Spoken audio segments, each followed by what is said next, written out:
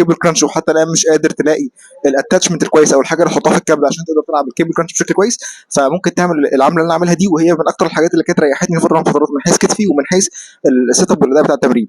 انا حاطط هنا بار زجزاج ومعلق فيه الدي هاندلز. الدي هاندلز دي هتخلي في المكان اللي انا حاطه فيها ده هتبقى ثابته قدر الامكان، مش هتقعد تتحرك يمين او شمال، وده حاجه انت عايزها تبقى انت ثابت وفي نفس الوقت قادر تدي اداء كويس. فاحنا حاطين الدي هاندلز وحاطين وزن كويس. نجرب دلوقتي كده مجموعه مثلا، وزي ما قلت قبل كده قدر الامكان بتحاول في التمرين ده ان انت الحركه ما تجيش من وسطك، لا الحركه بتيجي من الابس عندك او من الثوراسيك سباين، ان انت تعمل سباين فليكشن. انت الابس دورها ان هي تعمل فليكشن في السباين، فانت تحاول قدر الامكان تعمل الدور ده من غير ما تكون بتعوض بحاجه ثانيه.